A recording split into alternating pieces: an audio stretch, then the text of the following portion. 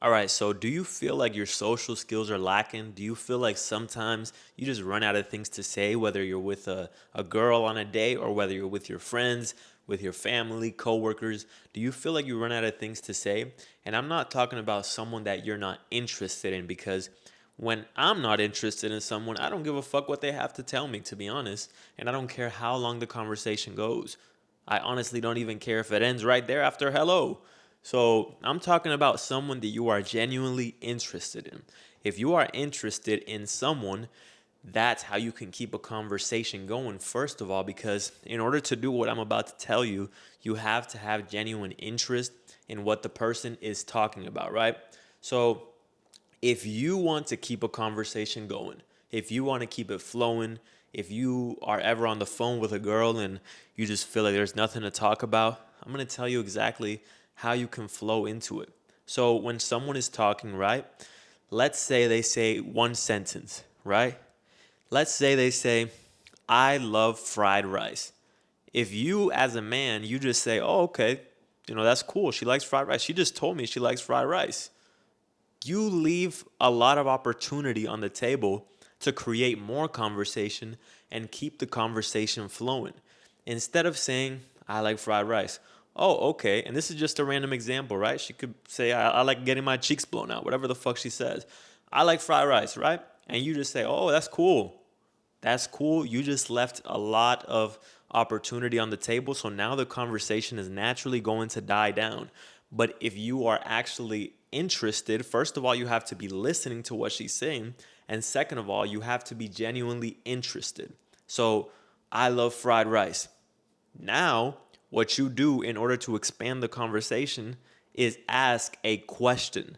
See, a question is going to get you to open up a new portal to a new dimension of something that you guys have not talked about. Whether it is you asking a question because you want to know something, it's going to give her an opportunity to elaborate more on whatever that specific topic was.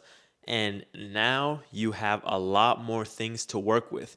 Now, instead of just, I love fried rice, now she says, I love fried rice. Why do you like fried rice? What is it about fried rice that you like so much? Oh, honestly, just when I was growing up, I was 10 years old when I first started eating fried rice, and my dad, me and him would go out to the Chinese restaurant, and every single time I got the fried rice, I just remember the smell. I remember the place that we used to get it at. I remember how the little kids were working. Whatever it is, the Chinese places always be having the little kids working. The ones that I go to, at least, shit.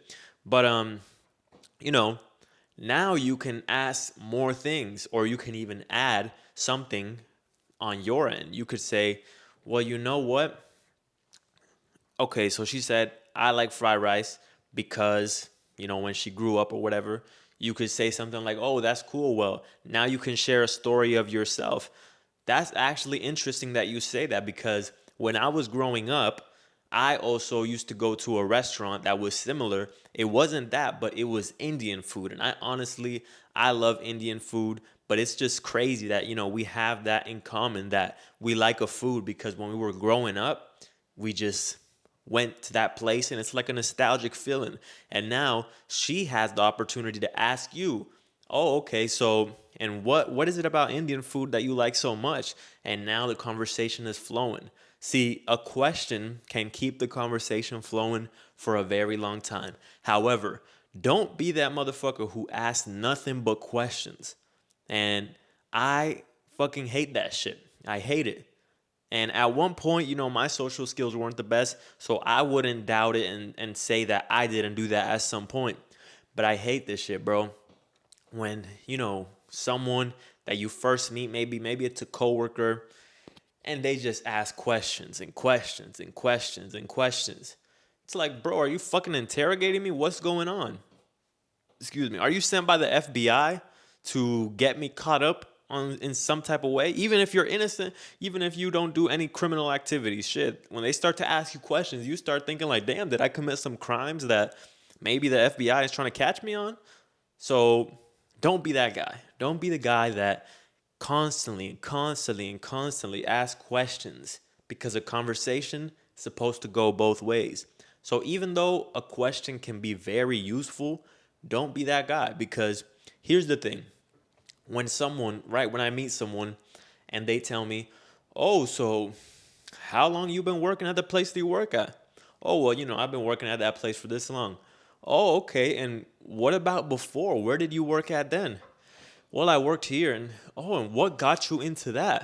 "Well, honestly, I got into that because so and so." "Oh, interesting. And how did that go?" "Oh, well, it went this way." "Oh, and why did it, like, motherfucker, stop asking me questions, okay?" Now you're starting to annoy me. Now I want to get out of this conversation because all you're doing is interrogating me. This is not providing me any value. It almost seems like you're just trying to, take from me. Take. That's the thing about a conversation. If you genuinely want to have a good, great conversation all the time, you have to exchange. They exchange cool stories with you, they exchange cool things, and you exchange cool things as well. So now you're bouncing off of each other and it doesn't stop. It's still flowing. Why? Because you're both genuinely interested in what each other have to say, right? So if you just leave it at, "I love fried rice," and then you say, "Oh, and what else do you like?" Or no, no, "I like fried rice." "Oh, well, I like fried rice too." It's kind of just wide. It's kind of wide. I've heard I think it's Ty. Ty be saying that shit. What the hell? Ty be saying that shit about go deep, not wide. And I agree with that, because when you go wide, you're not going deep into a subject when you are leaving a lot of potential conversation on the table. Because the deeper you go into a topic, the more interested the person is going to be in you, because now you make them feel like you are genuinely, yo, what the hell is going on here? Okay. Now you make them feel like you are genuinely interested in what they have to say. And I'm not saying this, do it in a manipulative way. Don't do it, don't fake it, but genuinely be interested. Like, be that person that someone just enjoys having a conversation with you, because the conversation never dies down. And you genuinely have to be interested in someone, because honestly, if I don't find you interesting, if I don't even like you, most likely I'm not even going to put in the effort to try and continue the conversation, because I could care less. But if I'm genuinely interested in someone, I'm constantly keeping the conversation flowing, whatever it is. "Oh, I bought a car when I was 17. "Oh, really? And what made you buy the car?" "Oh, well, I bought the car because that was just my favorite dream car." And you could just say, "Wow, when I was 17, it's crazy because your dream car was a lot better than the one that I had. When I was 17, my car was pretty shitty and it would just break down on the side of the road every single day. And now, see, now they have an opportunity to, laugh at what you say because you've just said something funny. You've just said something that has piqued their interest in a way to now they can ask you, oh, and what about that car? Was it embarrassing when you would, like, what would you feel when you were driving it?" You understand what I'm saying here, guys? It's not about interrogating someone. Don't interrogate, okay? Ask questions so that you can get value and now you can bounce off of something. Like, if someone is just being plain and they're just giving you, one sentence, they're not giving you much to work with. But if someone gives you a sentence and you ask them a question to dive deeper into that one specific topic, now what you're doing is you're creating more opportunity. So, first of all, don't be the guy that asks questions, and especially if you are talking to a woman, right? If you're talking to a woman and she is not participating in the conversation, dead that shit. Stop the conversation right there, bro. Whether you're texting her, whether you're on a date with her, whether you're calling her, and you're just asking her a question, and then she gives you a dry answer, and then ask her another question, she gives you another dry answer, and then you ask her. Now at this point, she's not giving you any value. So regardless of who it is, I use women as an example because that's a perfect example of what you shouldn't do is don't just sit there and interrogate this woman if she doesn't even care to add some type of value to you and help you out, because that's what you guys are doing when you're keeping a conversation flowing. You guys are helping each other out. Like, okay, here's something for you to bounce off of. And and if you don't bounce off of that, then probably your social skills are lacking. Because if you don't bounce off of what someone is saying, now they're going to feel like they have to carry the conversation. Now they're going to feel like they bear the weight of, everything that has to be said. It's not enjoyable. It's not enjoyable when you have to talk all the time and someone's just questioning you. And it's not enjoyable when, someone is doing all the talking.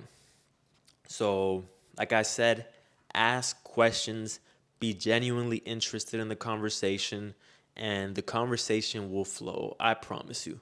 Try it out, guys. Let me know what you think down below. Comment, subscribe, and like the video.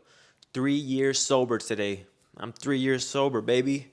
I got a little surprise. I didn't even realize, but 3 years ago, I decided to make a change, not only by becoming sober, but that's when I started my self improvement journey in general. Even though before that, I did it a little bit, but I wasn't fully committed.